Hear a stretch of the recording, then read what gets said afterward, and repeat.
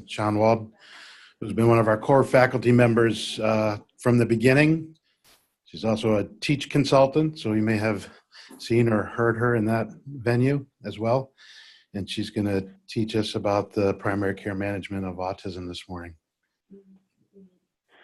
ADHD, I'm sorry. She teaches our autism module too. I'm on a different day. Starts with an A, sorry. I'll be editing the slides as we go along. Without further ado, Dr. Schoenwald.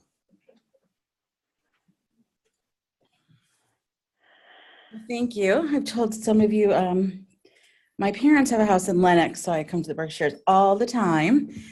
So it's a treat to be out here. And I will look for my friends who are in Boston today to participate, as I know you always do.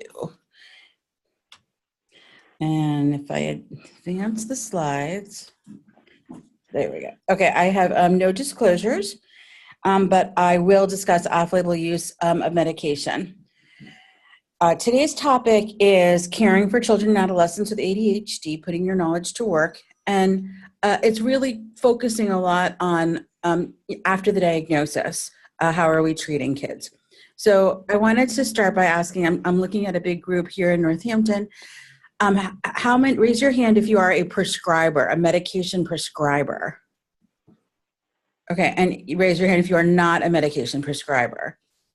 Okay, so I'm going to try to focus us on the two different groups because we both have important roles to work together in providing the best care for the kids that we see. By the end of today, I hope you will feel that you can apply the evidence to clinical decision-making when you're working with kids and with ADHD and their families, and do your best to monitor efficacy and manage side effects of both comorbidity and medication. How many people are in the office in Boston today? Is there a way I can find out? I don't see information pop up on the screen. I don't have any way to see people in Boston, in Brooklyn. Is there a way? Hi, Allison. Hi. We have 5 participants plus staff in Boston. Great. And are there people here participating who are not in one of these two places? Yes, there are 25 online. Okay. So this is going to be most useful if we can try to participate, which is a little bit tricky when we are not here in the room with me, but we're going to do our best so that you leave here with more skills. It's all largely case-based, and what would you do if this were you in your office? So try to join me and think about what would you do and have in your mind a plan so that you come out of here sort of being able to check or adjust what you were thinking. So these are all based on real cases. Clara, name changed. Her history is she had a mild language delay at 3. She had trouble learning the sounds of her letters at 5. When she came to me in 3rd grade, her mother said, you know, she seems really smart, but she just is really she just can't read. And her teachers just say they've never seen anything like it, which was a funny thing to say because it was a very clear dyslexia diagnosis, and it ended up being a school system that wasn't nearly as sophisticated as she needed. But we adjusted that, and she ended up getting excellent services for reading and for all of her school modifications for her reading across all of her subjects. And in 4th grade, they came back saying, you know, attention has always been inconsistent. Every year they've mentioned it. We wanted to address the reading issues, but her attention problems are not just in reading class. There are obviously reading requirements in math and science now that she's in 4th grade. So we do our attention scales, and they're underwhelming. Or are they? She has 4 out of 9 symptoms of inattention and 1 out of 9 symptoms of hyperactivity and impulsivity. Attention is a problem. They keep mentioning it at school.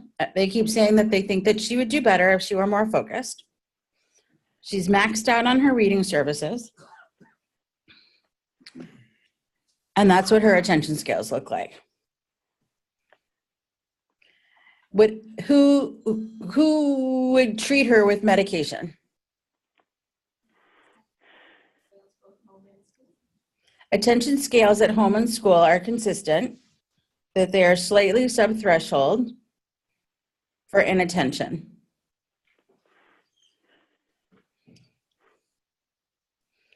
Okay. Raise your hand if you think you might treat her. I got one maybe hand in the back because no one can see. Hi, Neria, how are you? I haven't seen you in a while, but you're raising your hand. You might treat her. Well, let me ask you this. What are we going to do about this subthreshold attention? What are we going to do? She's maxed out. It's still causing a problem.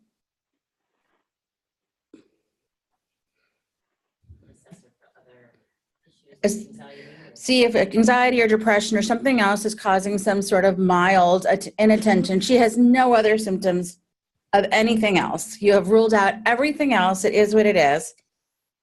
It is 4 out of 9 symptoms of inattention, causing a problem. Those particular symptoms, yep. She's doing okay, but they all feel she could do better if she were more focused. She has a good work ethic. She's happy. She's friends. She is social. She tries, but she just is distractible.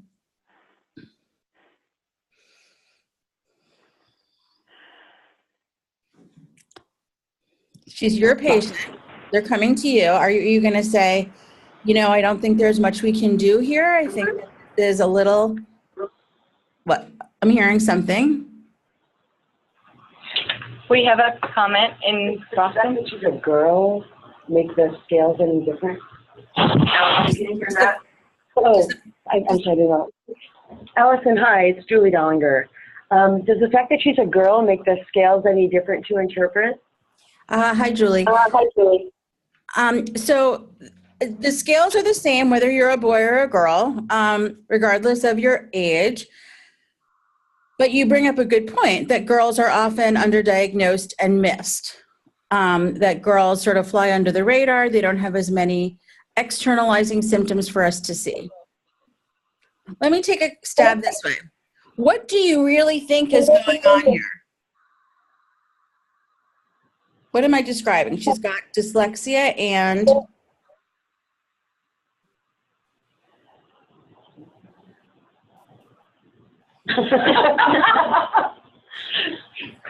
People? She clearly has inattention in addition to a language-based learning disability, but you're clinically leaning towards an ADHD, predominantly inattentive subtype, but the scales don't match what you are saying is the level of difficulty for her in school. So do you disregard the level of difficulty, or do you disregard the rating scales? And sometimes there isn't a lot of downside to doing a short trial of stimulants, see if it makes a difference. But you're also trying to base a clinical diagnosis on true objective data. So the objective data doesn't match the scenario that you are presenting. So, and if you truly have ruled out everything else, then maybe you should put less weight on the rating scale. That's my thought. okay. Is anyone going to join that team? Anyone feeling, yeah, I'm seeing some head nods. That's making some sense. So while we are diagnosing and using objective information, and there is some sensitivity and specificity to ADHD rating scales, you as clinicians are making a diagnosis, right? And it's not a scale or a number that's making a diagnosis. You're looking at a whole picture. And how I think of this girl is having dyslexia and a little ADHD, but a little ADHD that's causing some problems.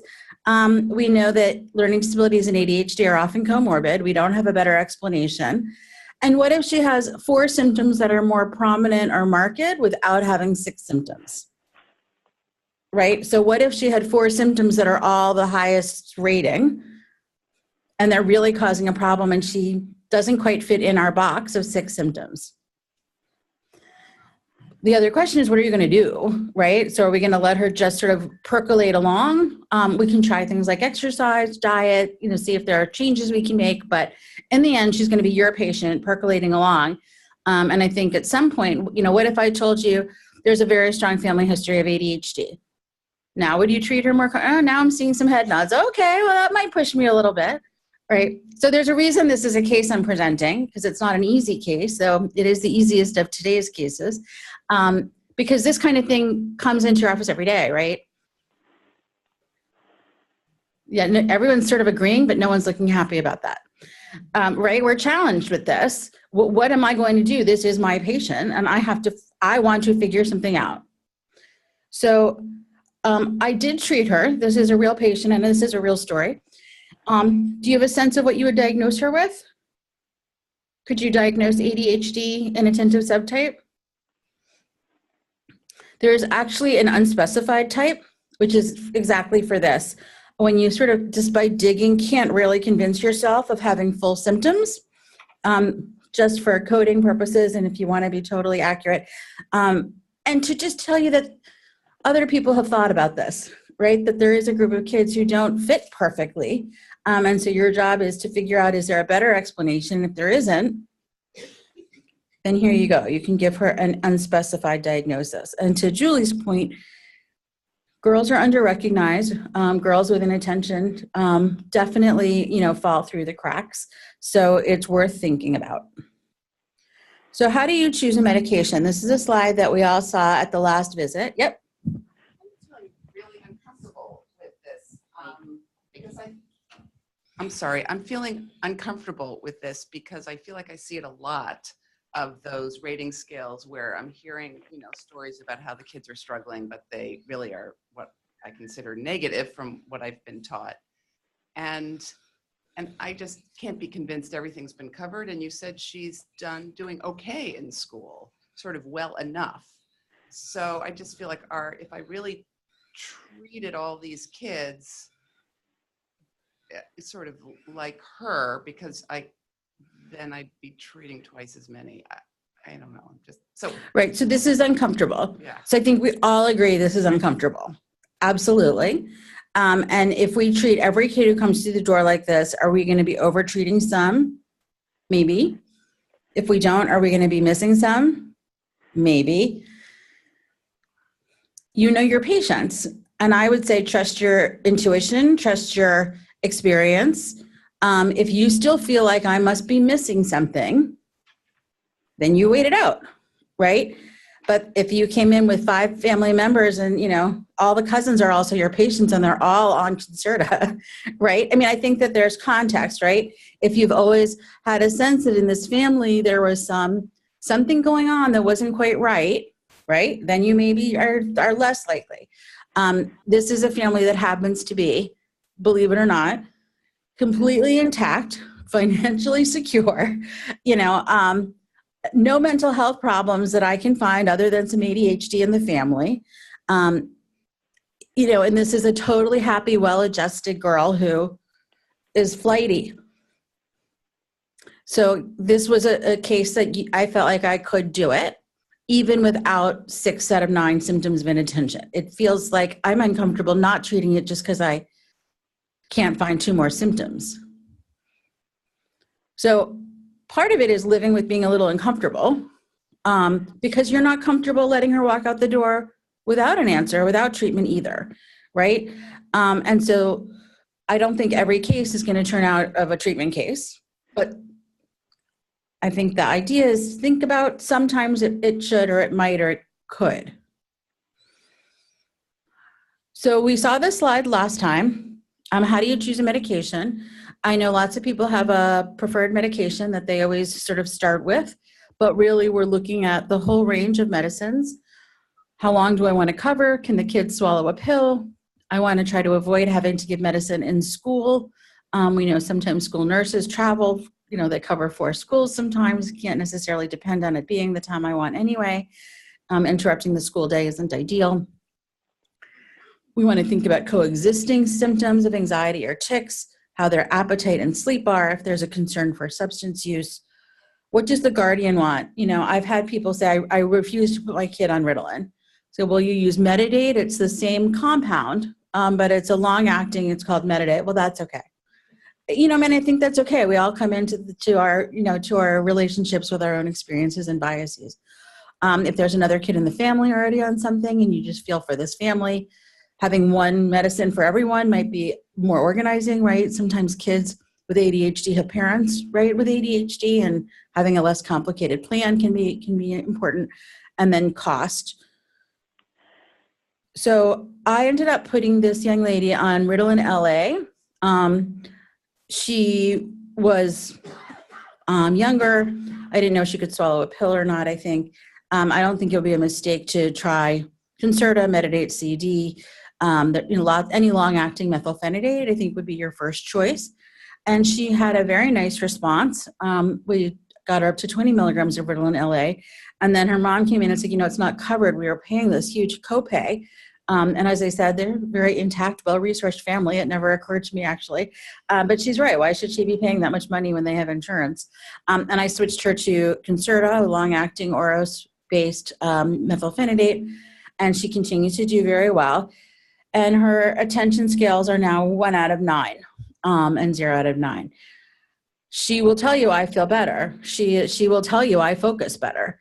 You know, when I don't take it, I'm, you know, not paying attention. I'm not looking at the teacher. It takes me longer to get my work done. So she's able to say that at a young age. How quickly can you switch? If she came in and said the Ritalin LA has a huge copay, is there something better? How quickly can we make the switch? Immediately, right? So the next day she can just switch. This is just for your reference, if it would be helpful to you to have a list of what is out there right now. It probably won't be helpful for more than a year, right? Because things change so fast. But that's what's out there now in the methylphenidates. I mentioned last time this ADHD medication guide that's put out by North Shore Children's in Long Island. That is worth getting for your office. It's a laminated paper that you have that has all the medicines with all of the pictures. So sometimes kids can point to what they're taking, which is fun, but also helpful when you are trying to figure it out. This is a similar list for the amphetamine preparations on that cardboard laminated thing that I'm talking about. It's the link on the bottom to ADHDmedicationguide.com. One side is the methylphenidates, the other side is amphetamines. Okay, Brady. Brady is your patient. You diagnosed him in the middle of kindergarten. He was having trouble sitting still, paying attention, interrupting, family history of ADHD. You prescribed a long-acting Oros methylphenidate, Concerta. And now we got a call to the office that says, Mom called, this isn't working. Anyone ever had that experience? This isn't working. Okay. What do you do when you get that call? This isn't working. Bring him in and do what?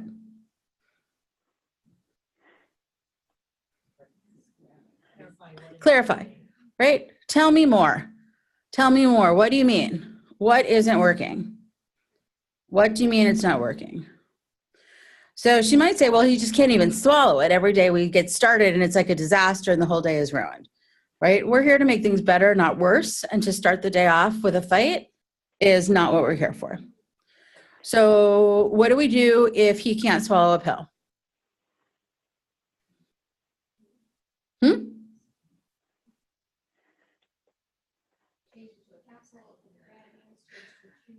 Change to a different formulation.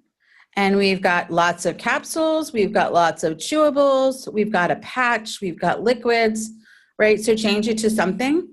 And most insurance plans will have at least one non-chewable option in the methylphenidates and in the amphetamines.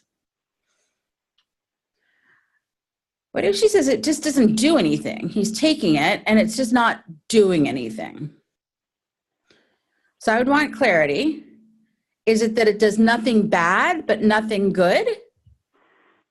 What would you do then? Nothing bad, but nothing good.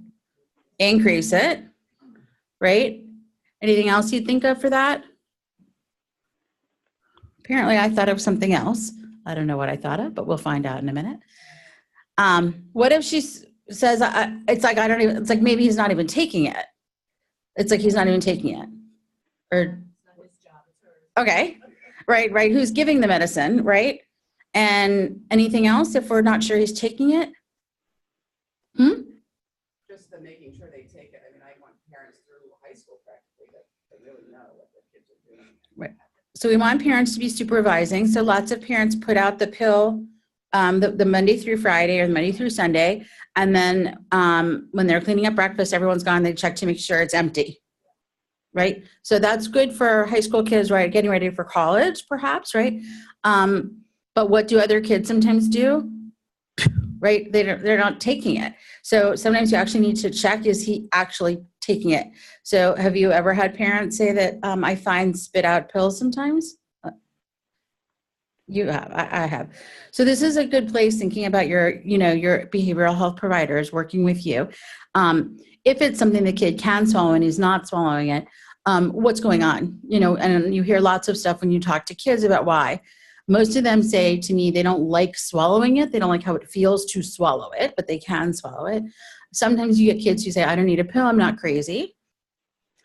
Or they know another kid who takes medicine and I'm not like him. So it's worth a conversation sometimes and a few visits to just talk that through.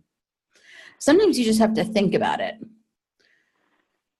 So if parents say nothing bad, nothing good, yes, I think increasing the dose. But sometimes I say skip a few days and be sure. Because sometimes a few days off of it reminds them what it was like before. And sometimes it is much better.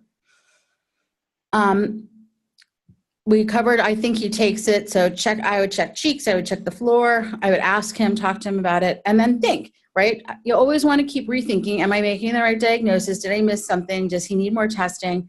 Could this be something else, right? If this isn't working. For the most part, in this case, it's usually that we need an increased dose, but we never want to just be increasing dose without thinking more.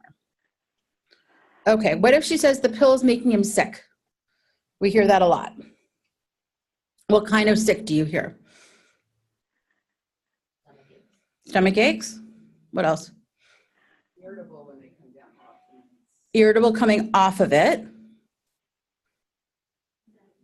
Not eating. Not sleeping. Okay. So let's say stomach aches. What do we do for stomach aches? Well, take it with food. Make sure we're on the lowest dose possible that is still effective. Headaches, I'd also take it with food. I'd ask them the sleep question, right? So the kids who aren't sleeping well, sometimes are getting more headaches. Or if you don't sleep well, you haven't had enough sleep, you wake up in the morning, are you hungry for breakfast? You're not, right? It's like when you wake up at 4 a.m. to make a flight, are you hungry for breakfast? You're not, because your body, your system is not ready to eat. You need to still be sleeping. So these kids, most of our kids are sleep deprived. And they're not getting enough sleep and they're not as hungry for breakfast as they should be. And we're trying to get them to eat breakfast. And it becomes this vicious cycle. Sometimes they're actually sick, right? So the kids who take their first dose of Ritalin and they get a rash, right? I see that every so often. And my first question is ask the teacher who else if other kids have a rash, right? Because often there's something going around school and it's true and unrelated to the medication. And here's the irritable one. So he is so, fill in the word, cranky, angry, irritable, explosive, miserable, right? You hear that. So one question that came up is what time of day is it, right? So that's when does it happen? What exactly does it look like? So that gets us into, is it sleep issues more or is it moody issues? And then of course, we're always asking, am I treating the wrong thing, right? Is there something else going on? There might not be anything else going on. This could be a side effect of medication. Okay, so what if on the new medication, he is cranky, irritable, miserable, and happy, explosive all day long? What are you gonna do? Change your medicine. Anything else? Yeah. So you had success either stopping for a few days and starting again with the same medication, that's fine, because it was something else. Okay, so one comment is maybe stop it and start it because sometimes again, true and unrelated. They were going to have a bad day anyway. So I agree that your worst day ever is not necessarily a reason to stop forever. I would say 3 of your worst days in a row without anything else, then maybe I would think more seriously. But yeah, everyone, we've all had a worst day ever, right? It's like everyone has the worst headache in their life at some point, but we don't all go to the ER for that. So what if the irritability is first thing in the morning?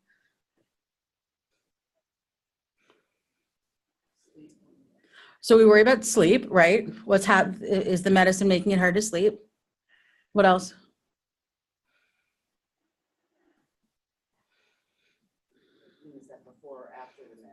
It's before the meds, so or before school, right? So you give your medicine after breakfast. So let's say you go downstairs, or let's say you put your clothes on, you put your backpack on, you maybe brush your teeth and wash your face upstairs, ideally, or you go downstairs, you have your breakfast. Maybe you brush your teeth after breakfast instead. Can't say we accomplished that at my house. Then you take your medicine and then you go to school. So you've had what, 40 minutes, half an hour, right? So, and now how long does it take for your medicine to work? Right, depends what medicine, but many of them are going to take 20 minutes or so, could be longer. So what else could be going on in the morning? It's a disaster. I can't get him to do anything. He's upset about everything. Okay. So perhaps he's untreated at this point, right?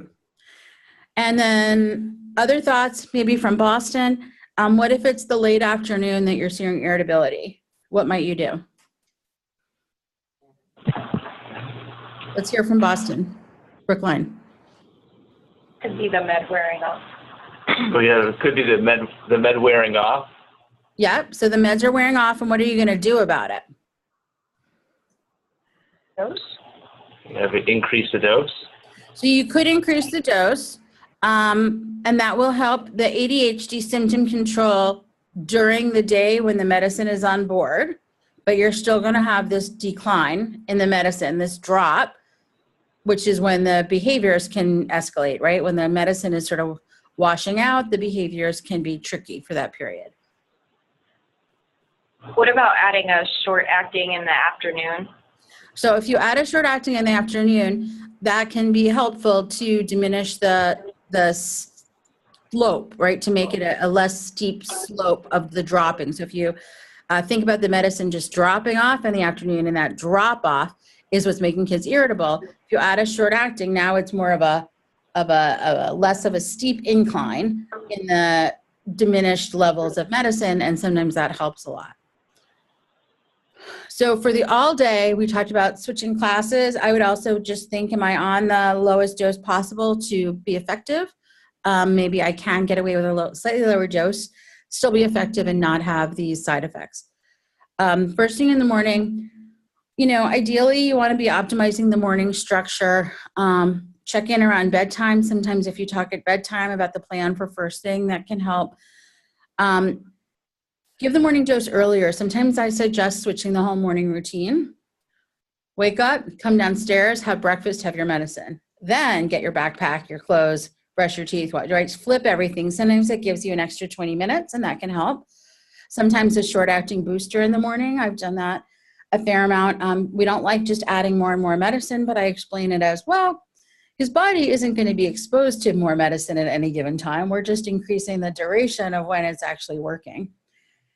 And the late afternoon, the booster is a common response to that late afternoon irritability. Sometimes I say put him in front of a video for those 40 minutes, right? And just sort of let it wash out. That's going to be downtime, and let it pass.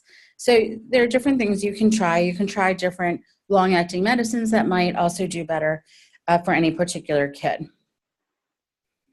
Sometimes just psychoeducation is all it takes, right? That the medicine is wearing off. This can be a difficult time. If you manage him, with that perspective, sometimes that's sort of all you need.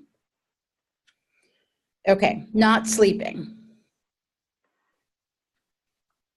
So we know that typical children have, it has to be higher than this, but this is what I found somehow, that up to 6% of children and adolescents have sleep disturbances. But the rate of sleep problems in those with psychiatric neurodevelopmental disorders is up to 75%. ADHD alone, those kids have up to 60% rates of sleep disturbances. Autism is generally worse. And Down syndrome, it's very common as well. So we know in these kids, we are likely to see some of them have sleep problems. Unrelated to medication, baseline. So baseline kids with ADHD are more likely to have active sleep, are more likely to have different rhythms in their sleep studies, are more likely to have shorter sleep durations. There isn't one specific profile, but if you look at the whole group of kids with ADHD versus a whole group of kids without, you will see more of all these sleep issues in the ADHD group.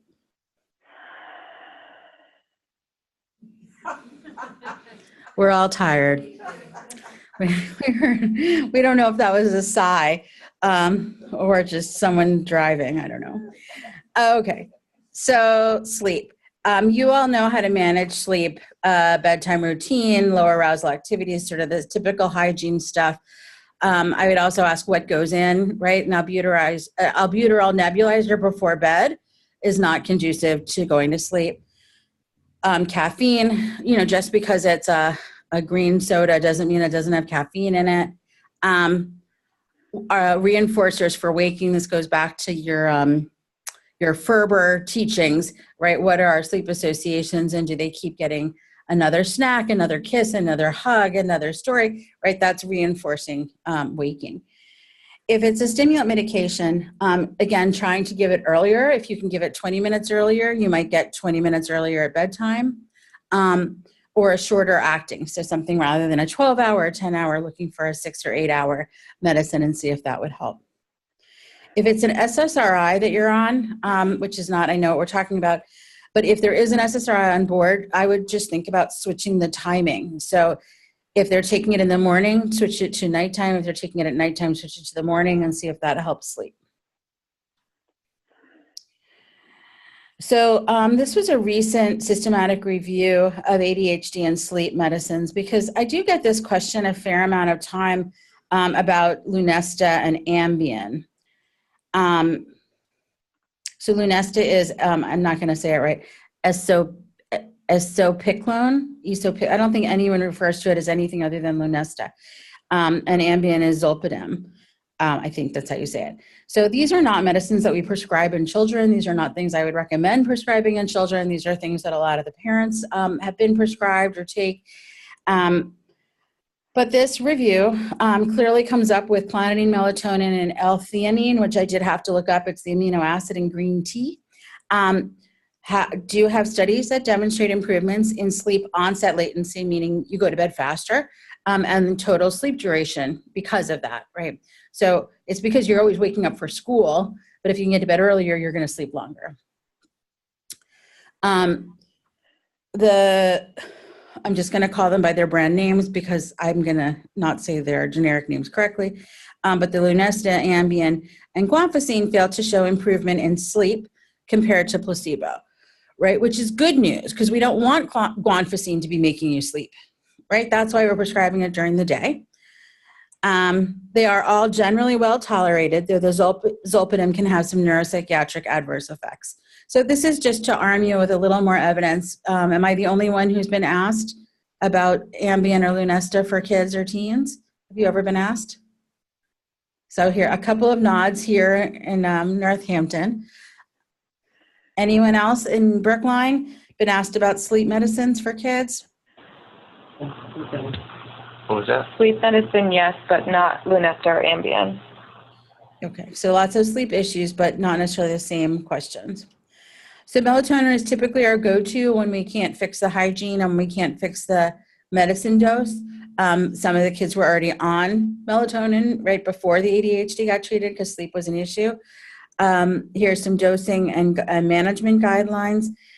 I think that we always give informed consent when we talk about medication, but I do think that melatonin is generally well tolerated, generally does not have common long-term side effects. There are now melatonin gummies for older kids and for younger kids, there's a spray you can get at Whole Foods that you spray it under the tongue, 1 milligram per spray. So the clonidine is approved for adult hypertension. So here's one of our examples of off-label medication. I would start with half of a tablet, which is 0.05 milligrams at bedtime, and it can help kids get to sleep faster. I have had kids wake up more irritable. I've had kids wake up when it wears off in the middle of the night at like 4 in the morning. You want to be careful with overdoses. Okay. So what are the sleep issues? What if they're not falling asleep? What are the options we came up with of treatment?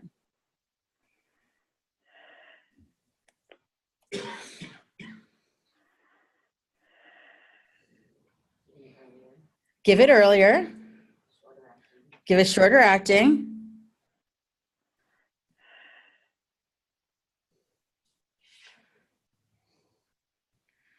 All right, well, how about not staying asleep? What are they doing? So the sleep associations, what are you doing when you wake up? Our last choice is going to be a sleep medicine. So if they're not falling asleep, move the stimulant earlier, shorter acting. You could change. So dexmethylphenidate is Focalin. The literature says that compared to methylphenidate, the dexmethylphenidate has fewer side effects in terms of sleep.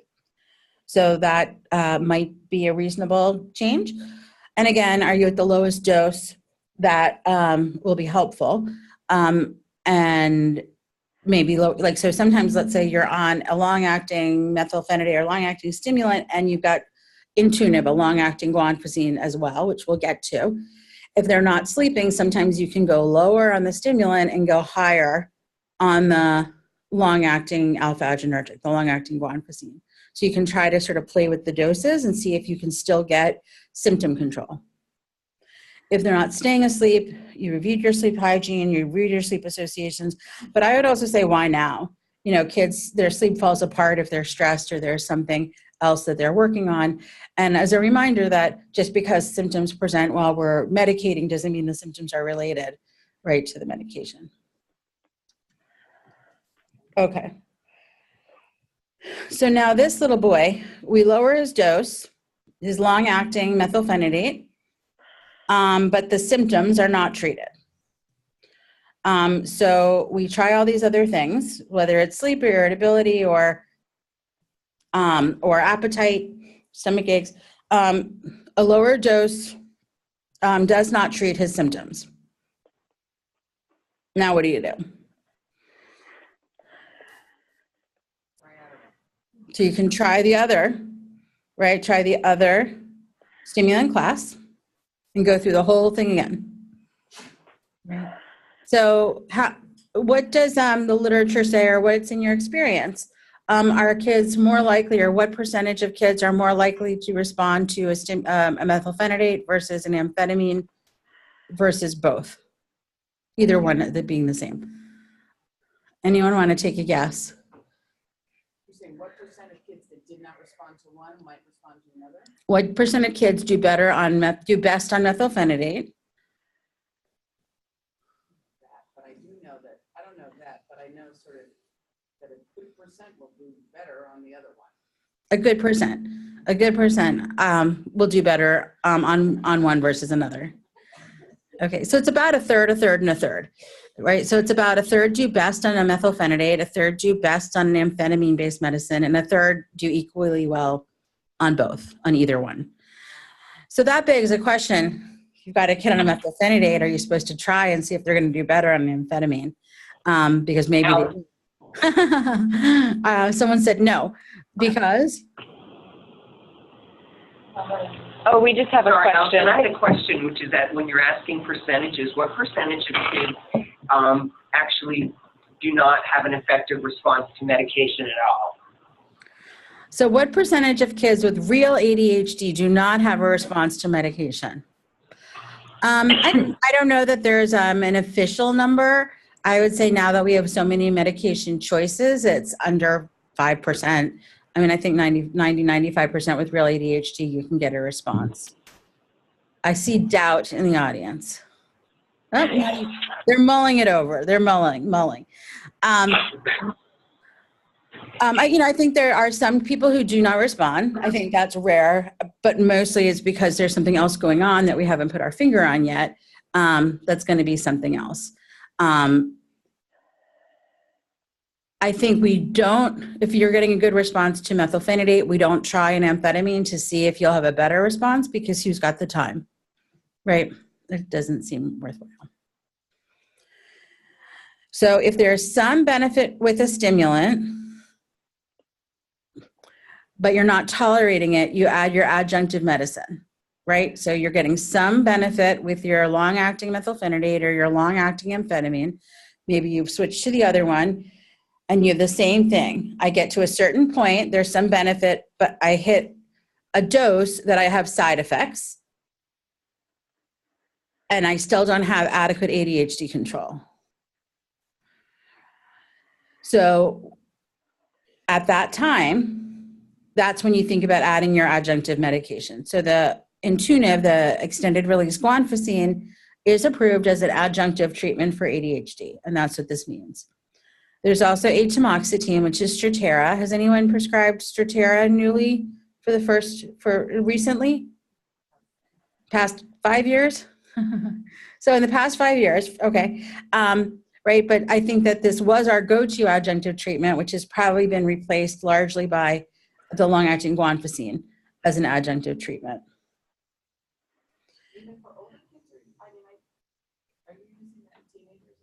So the question is, am I using Intuniv in teenagers as well? Yes.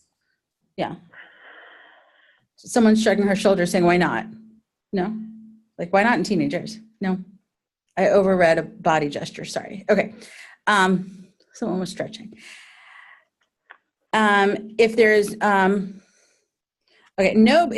absolutely no benefit with a stimulant, you tried amphetamine, you tried methylphenidate, you can then try Intuniv or Strattera or atomoxetine and see if that will work. There will be some kids who do not respond or you cannot get to tolerate a stimulant. How many of you have a kid with true ADHD who is adequately treated with just long-acting guanfacine or just atomoxetine? One. I'm going to just guess. Is it an inattentive type person? It's an inattentive type person, right? That would be my first guess. I don't think that the atomoxetine is great for hyperactivity, but for some kids, it really hits the spot for their inattention. And when you hit it, and it's great. It's hard to figure out who that's going to be, but sometimes you get it and you're like, yes, this works for them.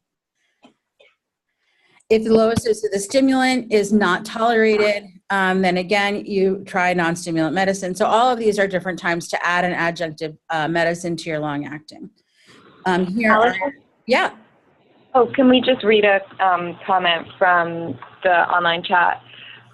We have a participant saying in primary care, we usually see more families who want to stop meds before trying lots of other options. How do you usually convince them to switch? So if parents want to stop medicine before other options, I think I'm not sure I have more to say than you already know, right? I certainly wouldn't be pushing medicine. The more we push, the more they push back, is my experience. I would say, tell me more. They say, well, I never wanted to medicate him. I feel like he's a guinea pig. I never felt comfortable. This clearly isn't working. Fine. Let's watch. Let's remind ourselves, what are the symptoms, right? Let's document that. How big of a problem? Are there other things that you think we should try again? Try more exercise, try better sleep, right? And then we can regroup in 6 months, right? However much you want. Another is, what would have to happen for you to think we should do another medicine trial? And then what answer do you get from people when you say, what would have to happen for you to try this again? Failing school is what I get, right? They say, if you were flunking out of school, I would say we would try again. And then I come back with, let's do one step before that, right? Let's start if the grades start to fall, or if you're called more than once a month from school, or, if there's another episode of being kicked off of a sports team, whatever it is, trying to sort of make some objective criteria that we can agree on. But I would, this is not insulin. If they do not want to give this medicine, right, it is their choice. We do sometimes get to a point where they say, but I don't want him in the behavior class with the behavior kids, with the bad kids, right? And then we say, well, we seem to have a choice, right? He's going to either go in the class with the behavior kids, or we're going to try to keep him in this class with medicine, but I don't know how many other choices we have, unless you can think of some, right? And that's, again, a good place for your behavioral health provider to be working with you and thinking through this with the family. Maybe there are other options, right? Parents know best. They know their kids. Maybe they have other thoughts. Allison? Yeah. Hi, it's Carolyn Walsh. Hi, Carolyn. I was just saying this also to say why, like, we might be, or the people that are in the room with you might be making funny faces if you say, like, less than 5% actually don't respond. Because, like, you may be working with a subset of families that are more willing to keep pushing to find something. Do you know what I mean? When you were saying, like, what percent actually don't respond to medicine, and you were saying, like, maybe 5% or less? Well, I think there's a bigger group there is a big group that would respond to another medicine, but aren't willing to try it, right? They're just done, or they're done for now. Right, and we're probably seeing, like, a bigger proportion of that group than you are. Right, because by definition, I'm seeing people coming saying, what medicine can we try now? We've done what our pediatrician can do with us. What's next? Right. Jonas. You mentioned bringing the behavioral health provider into the mix, and it may seem counterintuitive to do that around a medication issue. But what you're talking about on the parenting end is ambivalence or other sorts of, beliefs, feelings. So a little dose of, behavioral health intervention to help parents sort of work through some of that, or at least help the team understand it better, is perfectly appropriate, even though it's a medication issue. Right. The things I've uncovered is they medicated me when I was a kid and I hated it, right? As a father, I often hear that.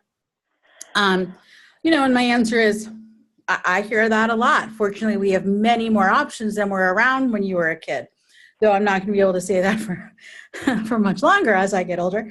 But when I first started, when I did my fellowship in 1998 to 2001, I was the first one to prescribe Concerta. And one of the staff said, ooh, fancy, right? Because it was at the time.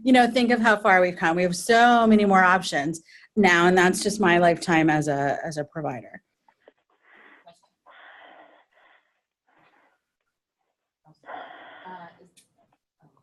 Just a practical question of the Intuitive or the 10X that you started. Do you usually do it in the morning or at night, or does it matter over time? So the question is, do you do Intuitive or 10X, which is the guanfacine, in the morning or not, or a different time? So it's always in the morning because we want to be covering the daytime symptoms. They're definitely in the morning. Capve, the clonidine, Catapress, clonidine are extremely sedating. So we're not really using those for ADHD in your garden variety kid.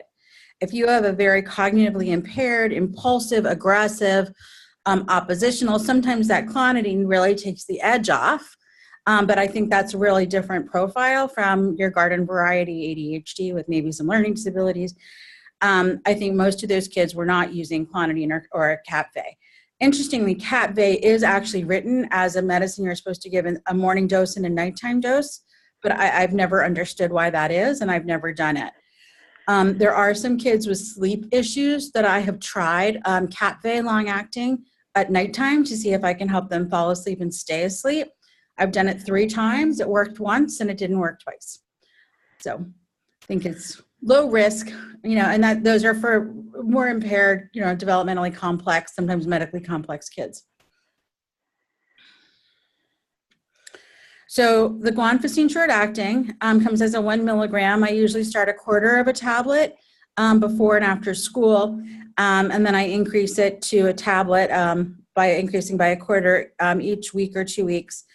And I usually write out a little plan, and that's what I would write. Start a quarter tab with breakfast and after school if no problem but no improvement. Increase, and then call me in 2 weeks or 3 weeks, and we'll figure out where we are and if we want to change the dose then. The same with the long-acting. The long-acting starts at 1 milligram, so you can sort of get higher. I would not do a guanfacine. I wouldn't do more than 1 milligram at a dose, but you can do it 2 or sometimes even 3 times a day. The long-acting guanfacine you can do for up to 4 milligrams. I have seen people give much more guanfacine, and if you look at the up-to-date and other things, it does give a higher dose, but I clinically would not do a higher dose because of the blood pressure. So I would write the same sort of message about long-acting guanfacine. Start with breakfast. If there's no problem but no improvement, increase to 2, and then call me in a few weeks. Strattera is the only one dosed by weight. So I've given you a little chart here if that's helpful to you. I do want to mention that there are suicidal ideation comments that parents will read in the atomoxetine packet information. So you want them to hear that from you. There are also warnings of severe liver injury. There were 2 million patients prescribed, and 2 of them had severe liver injury. So if there's a kid with risk for liver disease, I certainly wouldn't be using atomoxetine with that kid. The suicidality, I would just mention to them because you don't want to alarm them by having them read it and not hear it from you the same way you would SSRIs.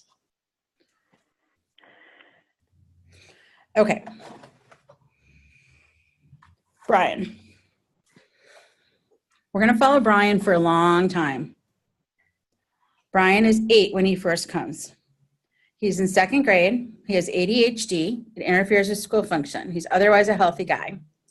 He tends to be rigid. He needs things a certain way. He sees a therapist for his anxious symptoms, his family interactions.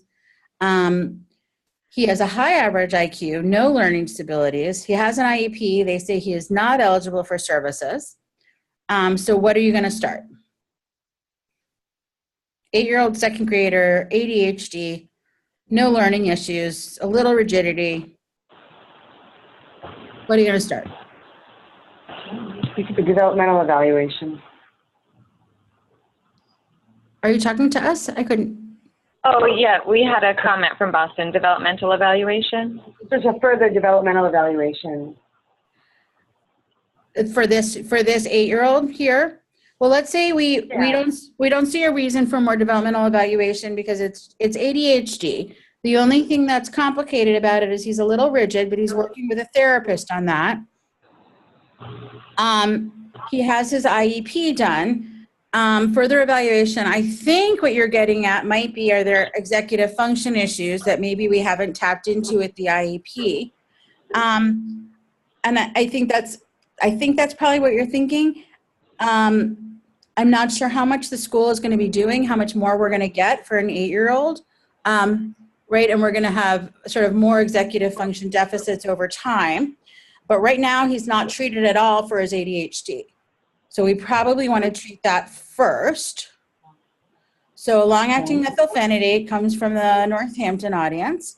I did Metadate CD because I wasn't sure you could swallow a pill or not, and it was when it was covered by everyone. And then up to 20, he had some response, but not enough. And then at 30, symptoms much better, but eye blinking out of control.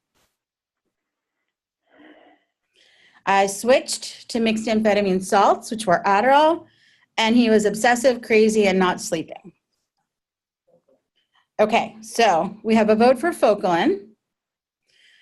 So switching to another stimulant is one choice that's come out in the audience here. Right, we've tried Metadate, we've tried Adderall. Who wants to switch to Strattera or atomoxetine? Who would add guanfacine or long-acting guanfacine? Yeah, so that's another option that people like. Of school services, 504. Okay, so we're all in Northampton, sort of thinking along the same lines. Yeah, I got one more comment here.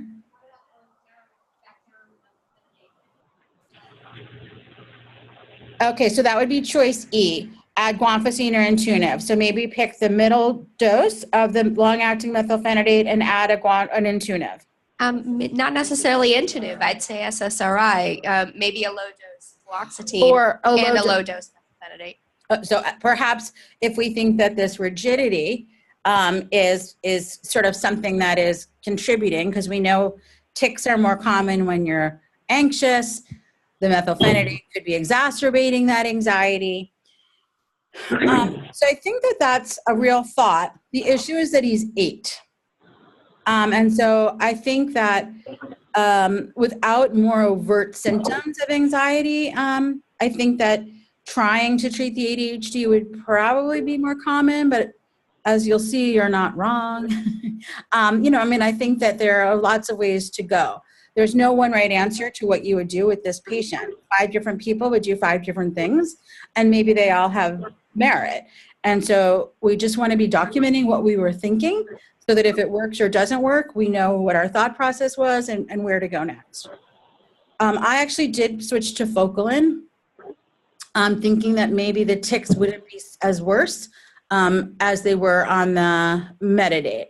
But I did see a very similar pattern where I got to 10 milligrams. There was really good improvement, but tics at 15, it was awful. It was more like the Adderall. But the 10 wasn't necessarily enough symptom control. So now I'm back to the same place I was before. The school did refuse a 504 or an IEP, but then he failed his MCAS because he was 1 off in all of his answers, and he filled the circles 1 off. And this is not a district that tolerates failing MCAS very easily, nor is it a family, but that's what happened. They gave him a 504 after that. So again, just Focalin, it's a good back pocket option to have. It's pretty much covered by everyone now that dexmethylphenidate is a generic, and it comes as the extended release, and it's a capsule you can open. If you look at the studies, the rates of most of the adverse events versus placebo, are the same as stimulants, except for the appetite and insomnia. The appetite is same as the other ones, but the insomnia is similar to placebo, and that's better than other stimulants look. So it definitely is worth trying. I try not to start with it because I like to have it in my back pocket if my first choice doesn't work.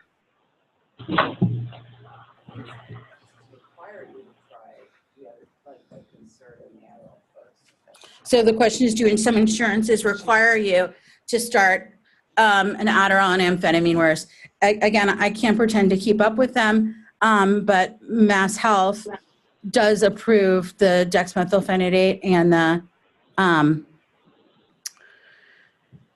an Oros-based, right, Concerta, and then mixed amphetamine salts.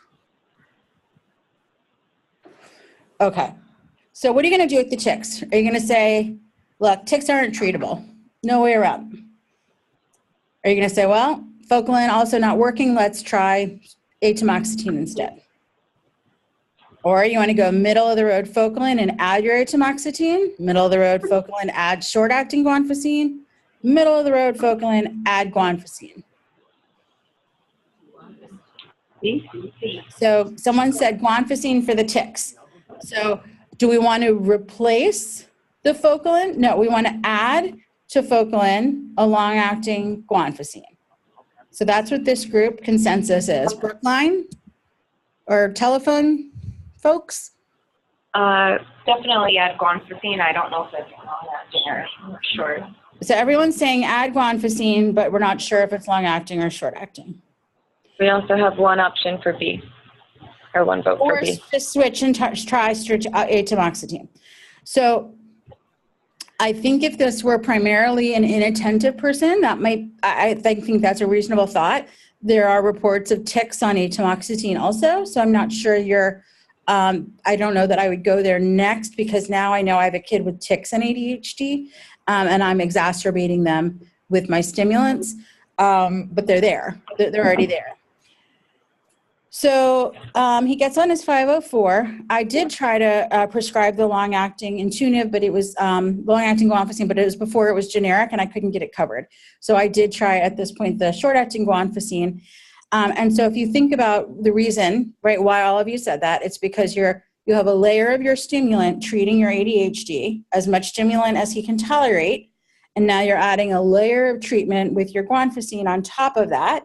That's now both adding some more ADHD treatment and also treating your tics. I did try to do that and then go back up to the Focalin 15 to see if he could tolerate more, but he still really couldn't. Over time, we slowly increased the guanfacine. He's working with a tutor, but now he's really rigid. He started some counting behaviors. His mom knows he does it. She sort of does it too. It's not interfering with function. And so we're watching him, right? So this is your patient. They don't go away, right? They keep coming back and they keep coming back. So we're going to try to keep walking the walk with them. In terms of tic, there is no evidence of increased risk of new onset tics if there weren't pre-existing tics. Sometimes tics come out for the first time on stimulants. The literature says stimulants are not associated with increased rate, severity, or persistence of tic disorders, but we all see in real life that kids' tics get worse on stimulants. Is it because they're not sleeping as well and they're more anxious? I don't know, but there's a dopaminergic impact. Clearly you see some tic exacerbations on the medicine. So clearly the tics can emerge or worsen during stimulant treatment. 20% of all kids have tics, have a transient tic. My daughter was yawning for about 6 months when she was little. 3% of children have chronic tics, right? It went away. 20% of kids with ADHD have chronic tics. So you're going to see lots and lots of kids with ADHD have tics. And then at least a third of kids with Tourette's will have ADHD, so a big comorbidity. The onset of tics is around 7, peaks mid-teen, and tends to improve later. The ADHD is usually evident 2 to 3 years before the tics, and treatment might have started before the tics, and so it might be temporally related as well. The medical therapies for tics are really when tics are interfering. They interfere with social interaction, school performance. We generally start with guanfacine or clonidine. Risperidone is effective, but I would never treat tics with risperidone. It seems like quite a sledgehammer. Okay, Brian, still your patient. See him every year for Well Child, doing okay in school. He's 12 now, and he's been on the Focalin XR 10 milligrams plus the guanfacine 1 milligram. You haven't changed it, but the attention rating scales aren't as good. The teachers are starting to comment on his attention. It's been a couple of years. Does this sound familiar? Yes, okay. So what are you gonna do? These are the choices. Go up to 15 on the Focalin. Add your atomoxetine or Strattera now. Switch your guanfacine to Intuniv. Maybe you'll get it covered now. Add a short-acting dexmethylphenidate in the morning and at noon to increase coverage without going as high as the 15.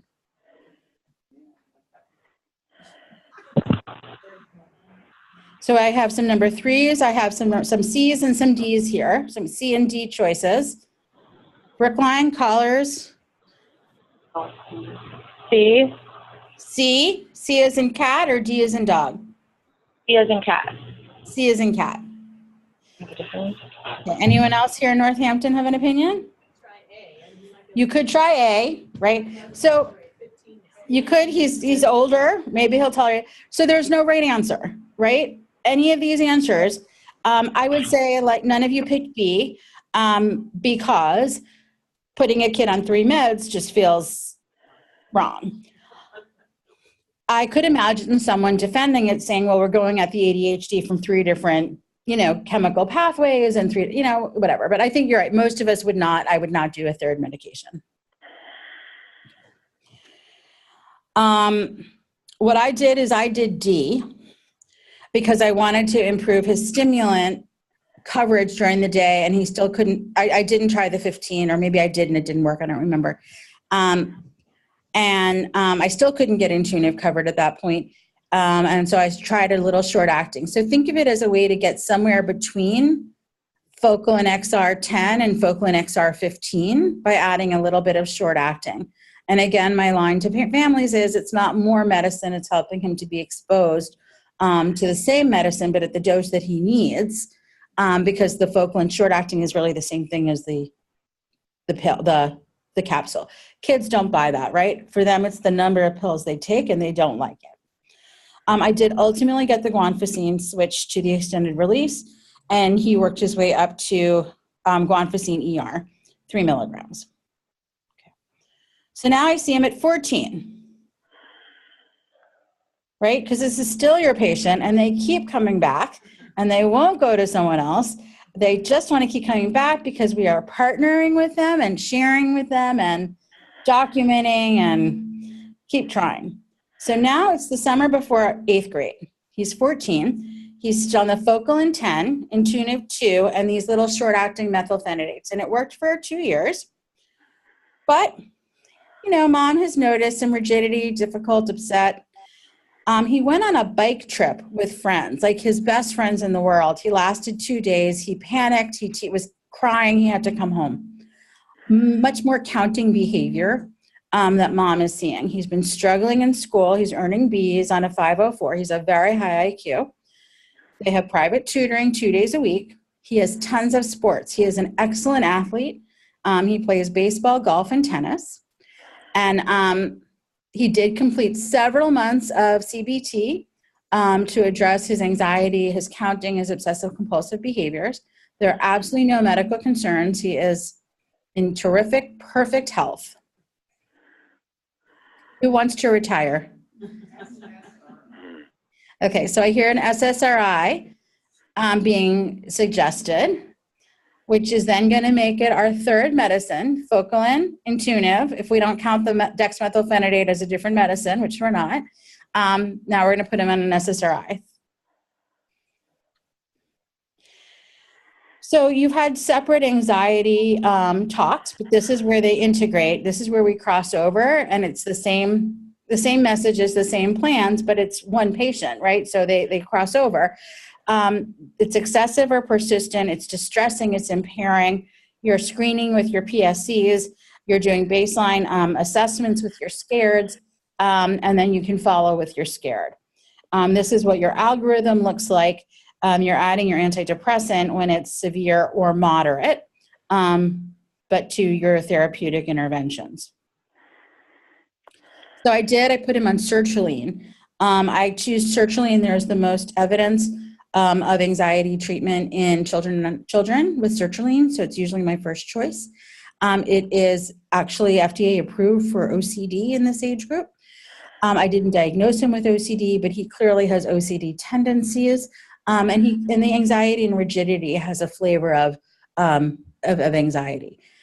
I usually take the smallest dose that's possible, which is a 25 milligram, and I cut it in half and tell them to start that. I do it for 3 weeks and then go up to a tab for another 3 weeks. I have them call in 3 weeks and then come in 6. Having your behavioral health provider do check-ins in the interim would go along with what the psychiatry recommendations are for monitoring, but also is certainly helpful. Would you consider weaning down the guanfacine and eventually having that be out of his system during the time that you're ramping up the sertraline? So the question, you could all hear because you have the microphone, is would you ramp down the guanfacine? I think I would start questioning at this point, the Focalin and the SSRI are sort of very targeted treatments. Do I really need the guanfacine? And I think that's a reasonable thing to do. You just want to do one thing at a time. So some people would want to trial off the guanfacine first and then add the SSRI. Some people would want to treat with the SSRI and then trial off the guanfacine.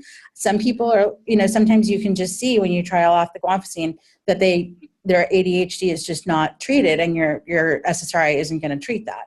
So I think, again, all of these are reasonable. There's no right answer. You just want to be documenting what you were thinking because you're never going to remember. Or at least I'm never going to remember if I don't write it down. We get to 50 milligrams of sertraline. He's less irritable. He's easier to be with. We're in a better place. The behavioral health algorithm, the psychiatrists go a bit more quickly with the sertraline than I do. So I just wanted to note that there isn't, I don't think, a right way, but you could do my way if you want.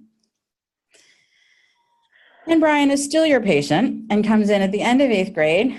Anxiety is manageable, but he's still earning low Bs. His work is messy. He's not turning it in. He's not doing the right work. It's not complete. He's now starting to say, I don't even have work when he does. He's missing salient details from class.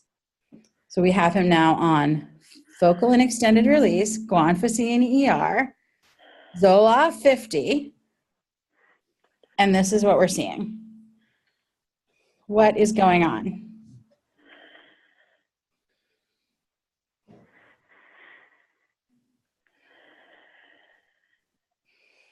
You see this kid, right? You see kids like this, and they come in, and they are not sure if it's the medicine or not, and you're prescribing. Okay, some of you, so I'm not getting anything. Northampton, no one will make eye contact with me here in this room. Brookline, you guys are my friends, long time, come on. What did you say, Dr. Bellinger? Is he help me out here. Is he doing drugs or something? Is he doing drugs or something? So I always think everyone's doing drugs. I'm like, you must be doing drugs, right? So we have to start thinking about it, right? We have to start thinking, is there another reason, right, that he's deteriorating? So that's one thought. Right now that lots of kids' parents have gummy marijuana in their house. We know that, right? I mean, there are kids who clearly are doing stuff. Okay, so that's one thought. Thanks, Julie. I appreciate it. Oh, you won. Anyone else? Maybe he needs more stimulant. Executive function. So why are you saying executive function?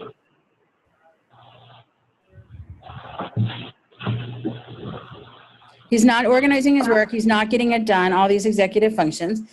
Will increasing his stimulant help with that? Possibly a little bit.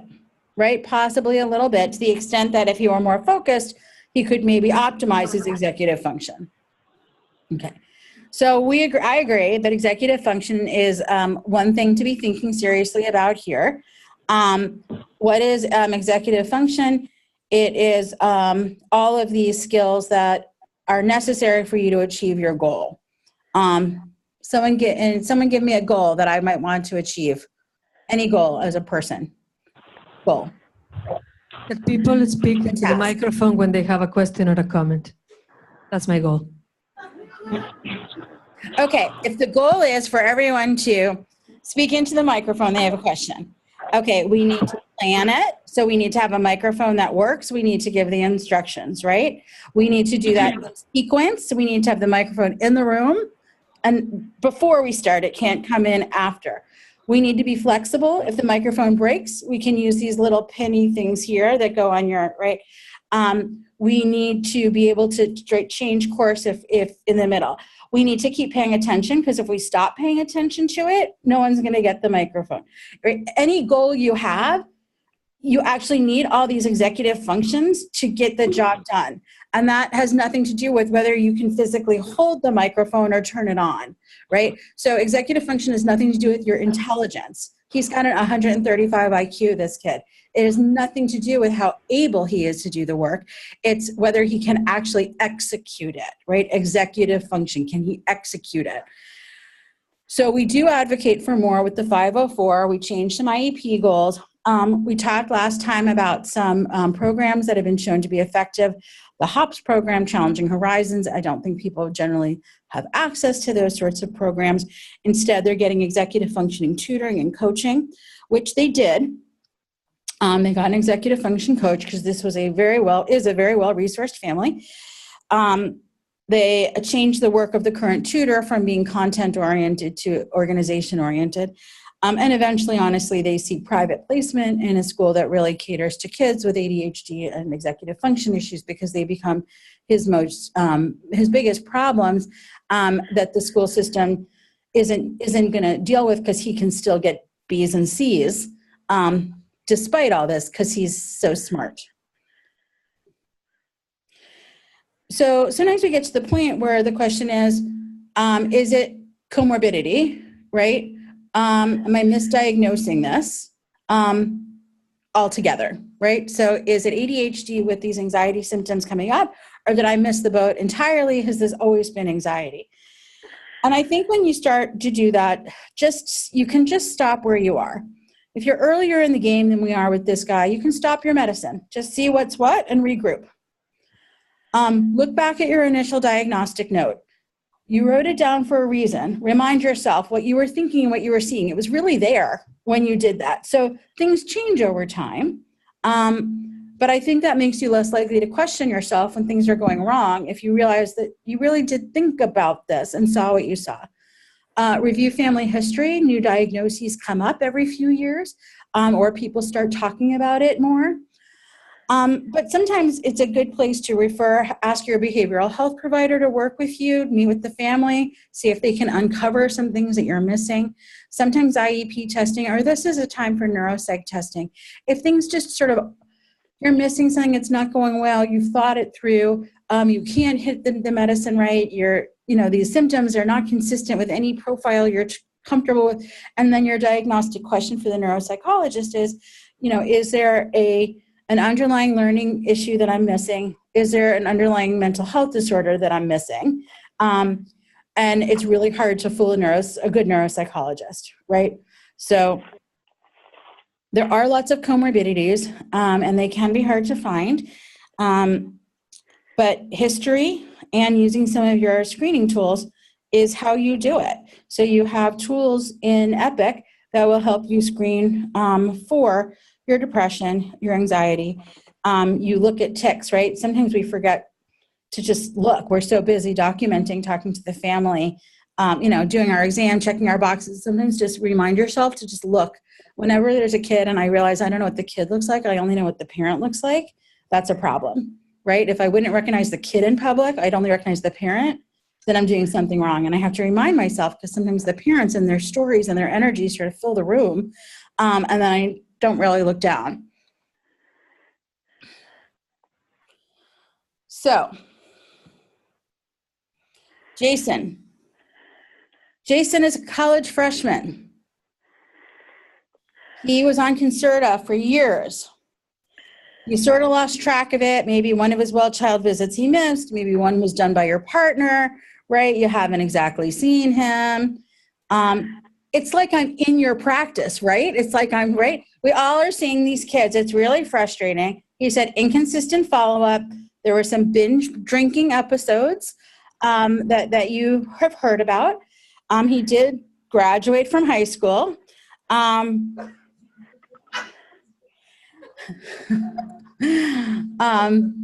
So I saw him three years ago, and he asked me for the card, right? Because then you needed a medical card to get marijuana, right? But now this kind of kid comes in, and of course I'm worried about the substance use and ADHD. We know that childhood ADHD increases your risk for later substance abuse. The odds ratio of having an alcohol use disorder is 1.35, nicotine use, non-alcohol drug use, right? They're all increased compared to the general population if you have ADHD. And I'm going to be honest with you. I think I provide really close and good care to my kids. Half of the boys go off into college and it's terrible, and half do great. And I can't predict which ones are going to do great and which ones are going to, have DUIs and end up in emergency rooms. I don't know how to predict. It's not even just sort of intact families. It's, and I think that's what the data says about ADHD, that it's a chronic condition that is, really has an impact in your adult function. So the rates of ADHD are certainly higher than expected in patients with substance use disorders. And I walk into this room and Jason is saying, "Mom, I need it to relax. I need the marijuana to focus." And the mom says, "But you're not focused, you're barely passing." Right? And then they both look at you. No, the mom looks at you, right? And wants you to fix this. You talk to him, right? Like you've known him all his life. He trusts you, you talk to him, right? And you're thinking, what am I going to do? Right? What am I going to do? But you know what to do because you know your patients and they do have a connection, right? There's a reason they keep coming back. And it's for you. They want to be connected to you and have you continue walking the walk with them, because the walk doesn't end when kids go to college. And your motivational interviewing. Sometimes I have to actually write down on my note, motivational interviewing at this visit. We had a respectful conversation. I write it out to remind myself, because otherwise after it feels like I didn't do anything, right? But you did something, right? You aligned with them, you pulled out their skills and motivation, you expressed empathy. College is hard. Yeah, it's stressful time. It is hard to know where's the line between recreational use and problem use. Been there, right? It's hard. And so we're empathetic, we are supporting, you're doing great. In a lot of ways, look, you've gotten along with your roommate well, you passed half your classes. I mean, I don't know, you find ways. And then you work towards developing some sort of discrepancy.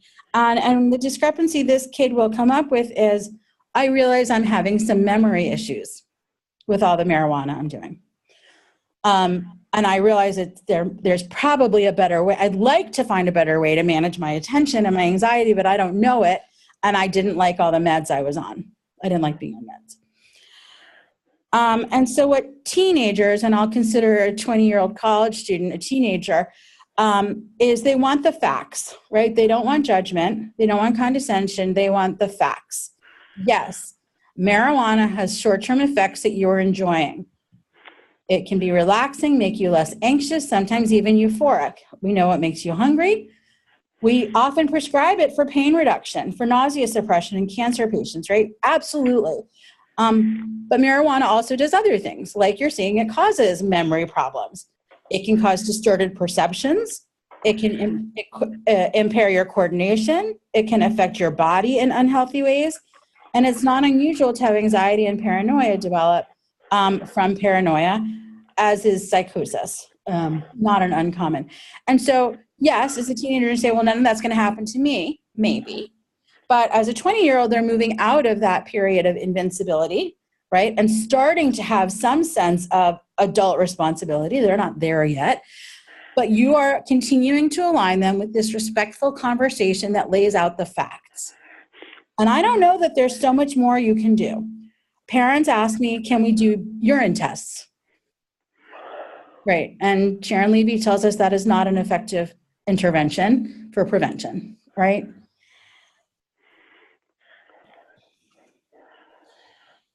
We also tell kids long-term risks. Sometimes this feels like a scare tactic to them. But certainly marijuana has some long-term risks, like permanent learning issues. And we know there are relationship problems, lower salaries as adults. All of these kids want to have jobs and make good money. We know that. Less career success. But there are a lot of goals you have that ongoing marijuana use might actually interfere with. So I'd like to join you in finding a better choice, a better option. And even if you start by agreeing for him to try to cut down on marijuana use, that is a step in the right direction. Even if you have him agree to think about it, maybe look at some websites and come back, that is a step in the right direction. This can be an effective picture for visual learners. You can get this online at drugabuse.gov. This is the sites of your brain where marijuana acts. Those are the receptors, which is to say that there are lots and lots of places, which perhaps is why you feel really good when you do marijuana. But your brain is still developing. It's developing until you're 26. And I'm not sure that this is helping it develop in a healthy way. On the other hand, stimulants, which we don't necessarily use this slide for the kids, but for us to know, some studies, one meta-analysis showed that the risk of substance use in those who get medication for ADHD is reduced by 1.9 times. So what does that mean? It means you take the whole population of people with ADHD and the whole population of people without ADHD. And we know that the kids with ADHD have a higher risk of substance use. If you take the kids with ADHD and you medicate them with ADHD, their substance use risk now drops, is what one meta-analysis said. Another says it still stays higher. The risk of substance use in the ADHD group still stays higher than the general population. But pharmacotherapy doesn't increase it further. It just doesn't decrease it. So what you can say to parents who say, if we want him not to use drugs, why are we giving him drugs? Is that the literature says clearly stimulants don't increase your risk further for substance use. In fact, some studies suggest it might decrease the risk. So the kids that you think are using marijuana, you use your symptom rating scales, your clinical interviews, current functioning. This is actually not just for marijuana, this is for all of the kids. For the teenagers, even the high school, the college kids, it's good to get outside corroboration of their symptoms, right? So when a kid comes in at 19 and says, I think I have ADHD. I tried my roommate's Adderall. It really worked. And I think that would be a good medicine for me, which has happened to me, right? It has happened, right, to many people here. We need outside corroboration. You should be able to look at old school report cards and see hints of inattention over time, right? Even if it wasn't dramatic, maybe because it was a kid who didn't have behavior issues, was really smart, not in such a demanding school, but you should still see some comments, right? Would like to see an improved work ethic. You should see things. There should be some childhood history of ADHD. The new criteria say before 12. It used to be before 7. Now it's before 12 years of age. There should be some family history. To have a new diagnosis of ADHD out of the blue without any family history is suspicious. Unless the kid had in utero alcohol exposure or was a preemie and you have some other explanation, there's usually some story there. You want to be thinking about comorbid conditions. You do your exam, and I think this is another time that neuropsych testing is reasonable for these older adolescents, college kids who come in for the first time, because it is easier for them to fool us, right? Because they can look online at the symptoms and know what to say, and this is a diagnosis we've made, traditionally by history. The kids with substance abuse, I think lots of primary care pediatricians, understandably, are not wanting to treat these kids. Some of you don't want to treat but feel like you have no other choice. So you just want to be monitoring your prescriptions closely, coordinating with co-treaters. So, unless I have permission to talk to your therapist or your outpatient drug rehab, whatever it is, like this isn't going to work unless we're a good team for you, and I need consent to communicate. Because sometimes they won't give you consent to communicate. That is a problem. Think about less abusable medication. Vyvanse, atomoxetine, and Intuniv, I think have no street value. There aren't kids trying to steal it or buy it or trade it for anything else. That is not the case for Adderall in any form, short-acting methylphenidate. People crush and snort it, right? There's lots of abuse and misuse. So any short-acting medicines are easily abused and crushed, and then Adderall has sort of become the go-to. Once daily medicines are easier for you to monitor, and I think if you can refer, it's certainly reasonable for these kids if there's someone who can help you treat. So it's 8:30, that leaves us half an hour, right? To talk more about your questions, and I do have a few bonus sections if there are no more questions. So let me just stop there. And I was just wondering if you could comment on the rating scales and realistically getting them back from families in the monitoring stage, not the initial diagnostic stage, but ongoing. How realistically do you actually achieve that? Right. So the question is, how realistically do you achieve monitoring from the parents and the schools? So I have as much trouble as you do. It is not easy. Sometimes parents do it in the waiting room and they're waiting. My history covers a lot of the same, but it's not necessarily objective, numbers. From schools, it depends. Some school systems won't do it. Some teachers are really good. Younger classes, younger teachers sometimes with more behaviorally problematic kids are more likely to fill them out because they want the kid treated, right? So I definitely have a lot of trouble.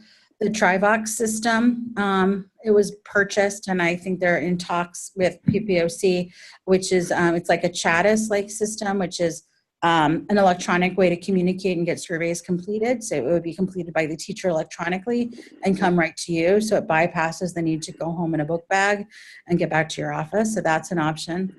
But I think it's hard.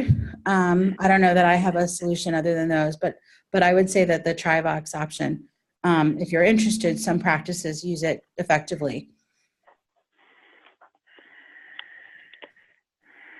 On the kids that you start alpha adrenergic agents, when do you bring them back for blood pressure monitoring? How often do you do that? So for blood pressure, heart rate monitoring for kids on alpha adrenergics, there are no standard recommendations because it's an off-label use, really, of guanfacine short-acting. It is on-label for the long-acting, the Intuniv. I don't think there are standard recommendations. I'll tell you, I do a baseline. If it's totally normal, I bring them back in 6 weeks. If it's a little bit low, I would bring them back in 2 or 3 weeks. If it's a really low blood pressure, I would rethink my medication choice probably. And then if it's stable in 6 weeks, I would probably see them every 3 or 4 months like any other kid with ADHD.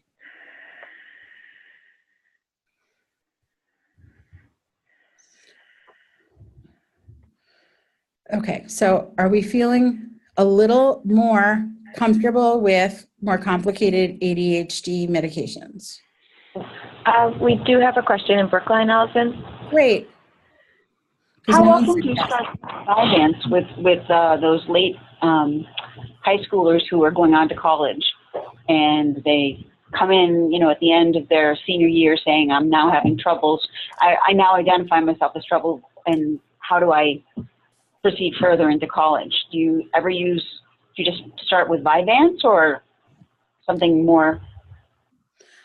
I'm not sure I understood. So a kid who's coming in, end of high school, going to college, saying, now I realize I do need medicine for the first time? Yeah.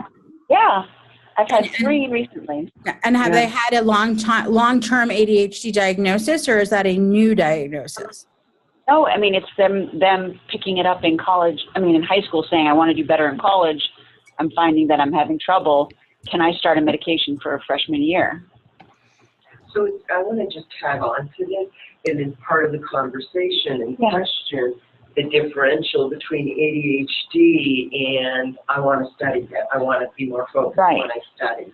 And there's a big difference, I think, between people who have a formal meet criteria for a diagnosis of ADHD versus people who find solely stimulants help them focus. Okay. That's where you teeter. Do stimulants help everyone pay better attention whether they have ADHD or not? Well, that's common thinking. There is a really interesting study where they took a big group of 20-somethings, maybe high school, no, it was like, I don't know, something like 18 to 22, I should say, or 16 to 22-year-olds. They broke them into so non-ADHD, one group got placebo, one group got Adderall. They all took ACTs, SATs, they did some neuropsych measures, and they compared the results of the 2 groups. So no one has ADHD, some got placebo, some got Adderall. Absolutely no meaningful difference in their scores. There was one difference. The group that got the Adderall, they were blinded to it, so they didn't know. They thought they did better. They were like, right, far more confident and thought they did better. Why? Why did they think they did better? Didn't find it. They didn't know. Yeah. What? Why? We didn't hear you.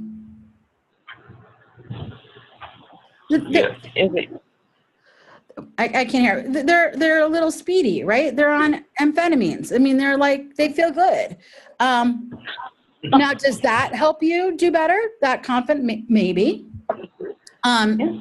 So what does Adderall do for kids who are taking it to do better? It keeps them up, right? It keeps them awake for sure. I had a kid come back from college and said, I found the perfect combination of my 20 milligram Adderall and an Americano. And that together was this perfect focus, right? You know, so I'm a latte girl myself, but, you know, so I think that they clearly keep you awake and clearly kids think they do better. But I'm not convinced. I mean, there is this nice study that suggests otherwise. I told that once to the Harvard Medical School class I was teaching, and like you could see like big eyes and averting eye contact. It's hilarious. Someone said, in that study, was it like regular, like kids, you know, taking SATs? I was like, no, it was a study. Like they knew, like it wasn't you.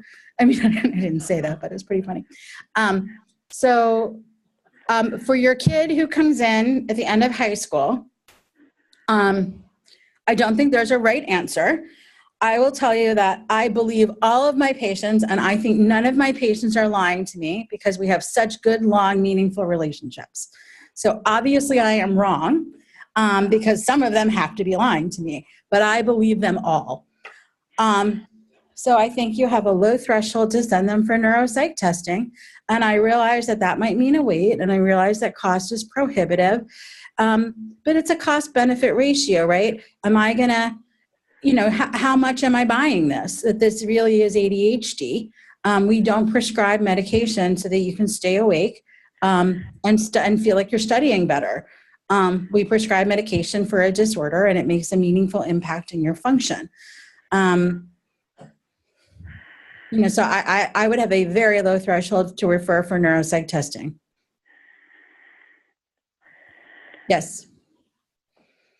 I certainly agree with you. I just feel like I have such a low number of kids that actually get covered. I mean, you know, like you said, the cost is prohibitive, and we have so many patients that are on Mass Health or different things. Right. And they tell us over and over, unless there's an underlying neurological disorder of a base seizure disorder or chromosomal abnormality, you can sort of forget about trying to get it. And almost every one of my, well, not everyone, I'm being, you know, I'm exaggerating, but a lot of them come back from me from school saying, the teacher said, just get neuropsych. The IEP team said, go get neuropsych. Everybody says that get neuropsych. And then I feel like the bad person saying, that's great, but you're never going to get it covered. And it happens so many times. So I think many of those go get neuropsych are, I agree, are actually unnecessary, right? You should have a specific question for a neuropsychologist that you are unable to answer.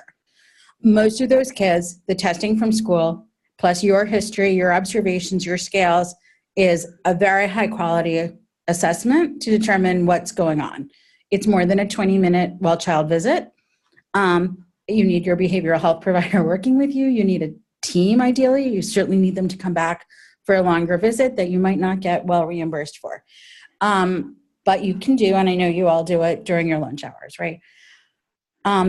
Which is not to say I don't think physician wellness or clinician wellness is important, because I do, but we're recognizing sort of that we're all in this together. So what do you do? First of all, you remind yourself you're not the bad guy in this equation. Who's the bad guy? Insurance companies are the bad guy, right? I mean, right? So I would definitely not be the one saying it's not going to be covered. I would say your insurance company, I don't think is going to cover it. I'm happy to refer you wherever you want. I understand out here is different. In Boston, the Brenner Center takes Mass Health, and they do neuropsych testing. It's a long wait, but you're still going to have your ADHD in 8 months, which isn't to say it's okay, right? But, you know, go to Wyoming. Like, there's not even the Brenner Center, right? I mean, they're like, it is what it is, right? So then do you just do your best and do your best? Sure. Some of those kids, you're like, I really think this is ADHD. I'm going to go for it. And some of them are like, and then maybe you don't have a great rationale why you're doing it for one kid and another versus another. Then you check yourself. Do I have internal biases that are getting in the way of fair treatment? Or do I really have a sense of my clinical sense from knowing this kid that I don't really think this is ADHD? So I don't think that the fallback is to just give everyone Vyvanse because at least it's less abusable. I think the fallback is come back in a few months and let's see where you are. I understand it feels uncomfortable because now am I driving him towards recreational marijuana use, right, to self-medicate? I hope not. I don't think there's an easy answer. I think those are hard questions, but that speaks to advocacy towards insurance companies as the solution, because that's the problem. And perhaps PPOC, as a large network caring for more than a quarter of the children in Massachusetts, has a role. I don't know, but that might be something to bring up. We have a question online, Allison. Can you hear me? Yep. Oh, so some patients seem to do better idiosyncratically on one form of methylphenidate than another. Do you ever change within the methylphenidate before changing to Adderall? I do, but I generally would change to Focalin from something else, whatever something else was, the Oros methylphenidate, the Ritalin LA. I guess some kids had been on maybe Equilivant when they were younger and couldn't swallow pills. I generally switch them because they're not tolerating it, as you said. They're not sleeping, they're irritable, they're not eating. So my go-to would then be dexmethylphenidate. So I do that often.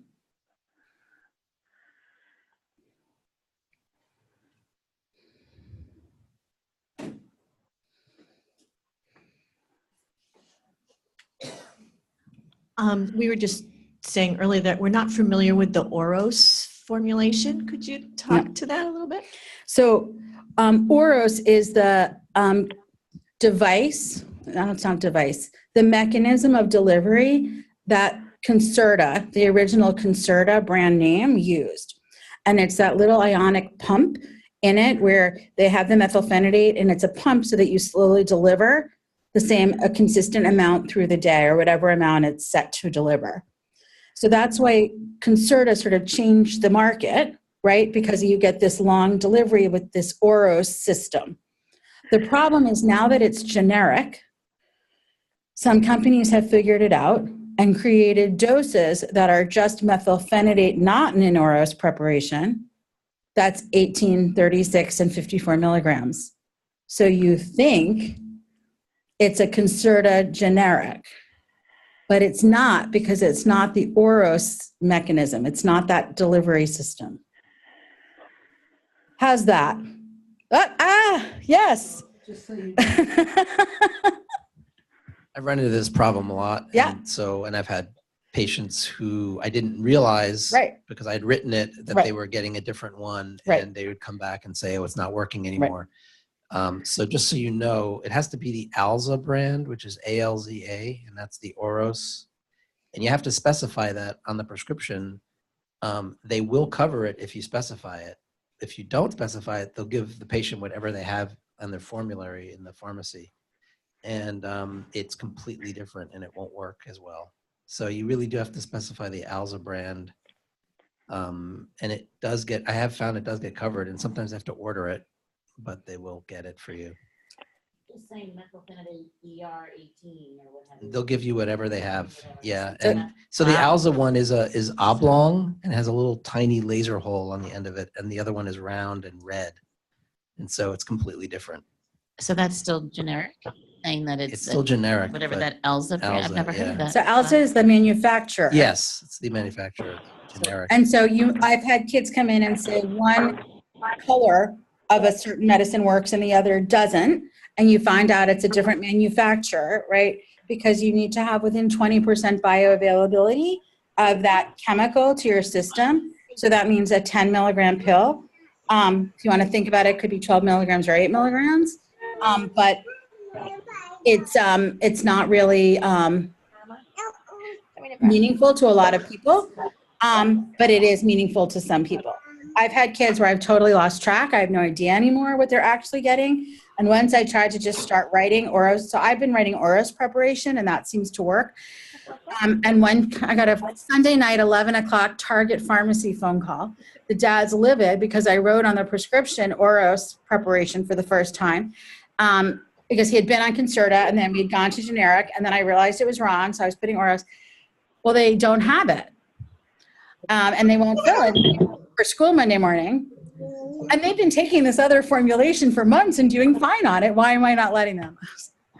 give them whatever they want. This is fine, right? It's very confusing. And it does feel like we were tricked with these companies that made these 18, 36, and 54 milligrams. Yeah. I was writing. I looked at Can you mute yourself if you have a small child or a puppy? Hey, Allison, was that Alva and ALV as in Victor? No, ALZ as in zoo, Zootopia. Oh, Zootopia. ALZA. Don't worry about that because your patients will come back and it's working or it's not. And if it's not working, your first question is, does it look the same as last month's pill or does it look different? And if it looks the same, it's probably not the formulation of the medicine. If it looks different, then actually that's great because you've got perhaps a relatively straightforward answer to why we're not doing well. Not that you have an easy next step of figuring out from the pharmacy what was the brand, the manufacturer of the last one that worked, and how do I write for that? I have kids where I write on their prescription, not because it's the Oros, Alza, but because it's a certain manufacturer that works best for them. And I write it from that manufacturer on their prescription, and they get it in the pharmacy. They have a relationship with their pharmacist who orders it for them.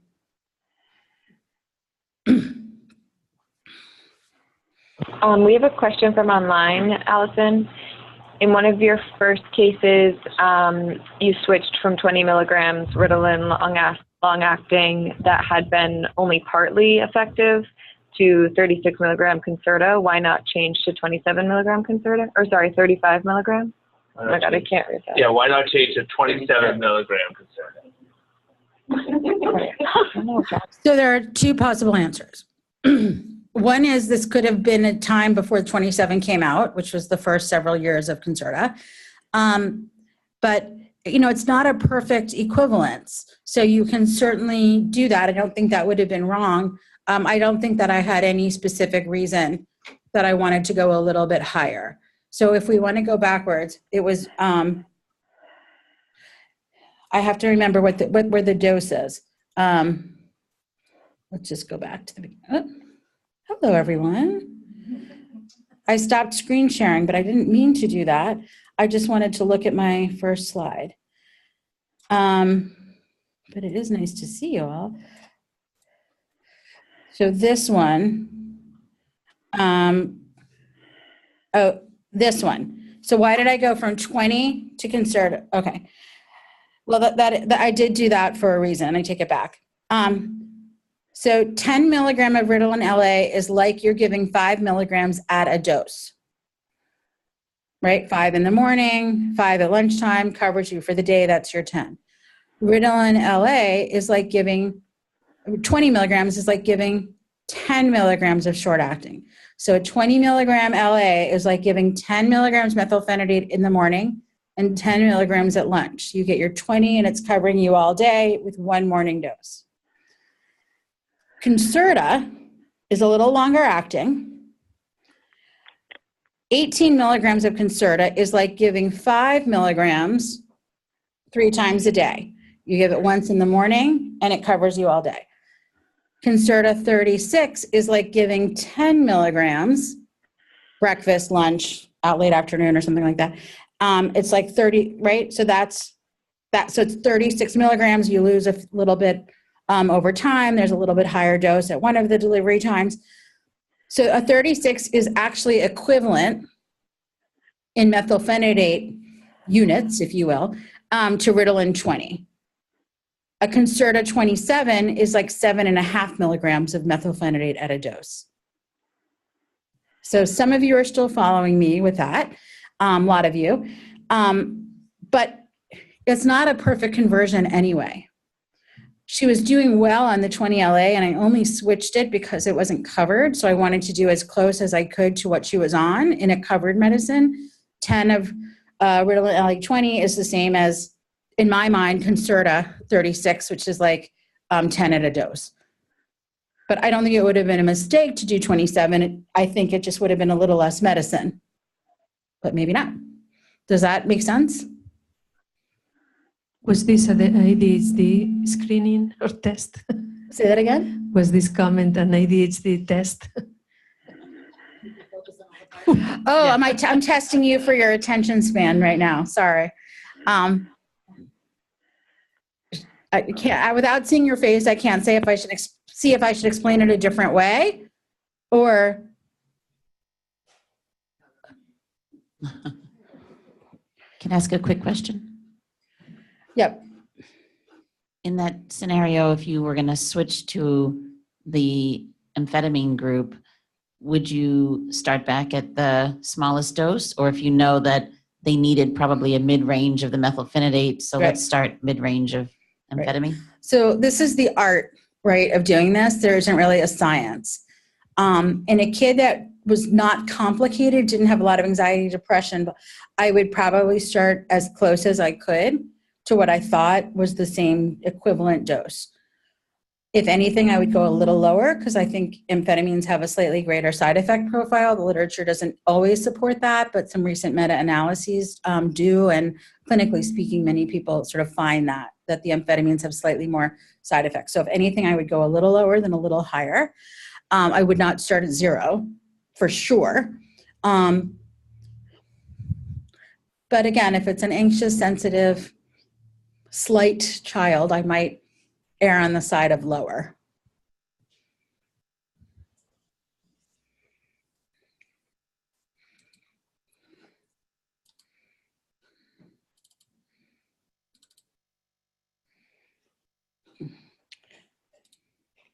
Okay. So it's 8:53. We have 7 minutes. We could call it spring break. I have a few other slides that you might enjoy. This is just the marijuana, parents who smoked a lot when they were younger, not specific to the Berkshires, but there definitely are parents sort of all across the board, right, who engaged in their own share of recreational use. And in fact, the marijuana today is more concentrated than in the past. So these are just examples of the concentrations of the potency that we're seeing. These are the years on the bottom. I'm sorry, the year, and then the percentage of THC or some sort of form of it. And you can just see, the graph speaks for itself, I think. So I thought that was interesting. We talked about that. There's just one other thing I thought might be interesting. So pharmacogenetics, I don't know if you have families asking about pharmacogenetics ever, consults, or you go to meetings and you see it's a topic. I have had a couple of kids whose parents sort of generated the referral. This was a kid with like every diagnosis you could imagine, really irritable, really smart, and a long-acting methylphenidate helped and an SSRI helped, but he was just struggling an extraordinary amount on what I thought were reasonable doses. And the parents wanted pharmacogenetic testing, and I was like, I don't see the point. I don't have a question. I don't know what we're going for. But it ended up being really quite helpful. It looks at your P450 enzymes, the different ways that you metabolize medicines. This is just explaining what it is, but I don't have time for this. And there are guidelines actually about what to do with the results that you can look up. It's time consuming, but it's sort of interesting in all your spare time to look at it. And for this kid, they came up with that he was a rare ultra rapid metabolizer of one CYP2D6 and then a rapid metabolizer of CYP2C19, which is to say that he actually is someone who probably needs a very high SSRI dose because he breaks it down so fast, which is something I wouldn't have known and wouldn't have done without this. So can't say I'm a total believer, but I thought it was interesting, and I think it's sort of what we're going to start seeing is figuring out where is the place. I did actually refer a kid for the first time for this just last week. Was it covered by insurance or the family's paying out of pocket? Well, that visit I'm sure was covered. The coming visit, I don't know. I just referred them last week. I mean, the genetic test itself. Oh, was the genetic test itself? I don't know. But I hope the geneticists tell families it might not be covered before they draw blood. And my understanding of some of the review, some of the studies that look at the pharmacogenetics is most of the evidence out there is actually published by the people that profit from these tests. And so I am still pretty skeptical. Yes, I think that is a healthy skepticism. I did look at these guidelines. It's hard to find anything that has not been touched by pharma. I think that's who has the money to do it. And yes, it's biased. I'm with you, but I think we're learning about it now. We're hearing about it. And so I think that this is what there is to know, that there do seem to be times and places where it seems to be helpful. Certainly not routine care. And I think that you're fine if parents come and say, I'm not sure it will be helpful. I think there are cases that might be helpful. It's unclear if it's covered. But you can call your insurance company and, before you draw blood, or talk to the geneticist, see what they say. Maybe there's a study, I don't know. So I just got an email yesterday from GeneSight Testing saying that effective June 3rd, they're no longer offering the GeneSight analgesic or GeneSight ADHD tests. And they said as the number of available pharmacogenomic tests increases dramatically, we believe it is important for clinicians to utilize the tests that have demonstrated efficacy and safety in clinical studies, and that their ADHD and analgesic tests do not currently meet that standard. I don't know what company that is. This is certainly not my area of expertise. My first recommendation is find your local expert. But again, we're all frontline. So I think it's fair. This is not meeting, this is not an established, category A, all the different ways you think about something. This isn't, it's like the trigeminal nerve stimulator that was FDA approved for ADHD recently, right? It's approved with one study in 62 kids. Mostly we think you should have 3 studies that are independently done before something should be an established treatment. Right, so we're trying to practice our best evidence-based care, but also keep up with the times and at least respond intelligently. So, I think the end of that story is not written.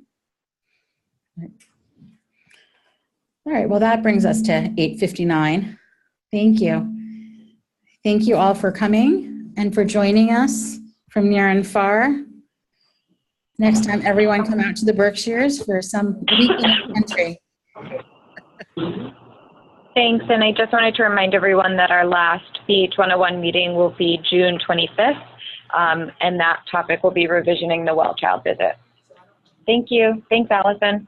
Thank you.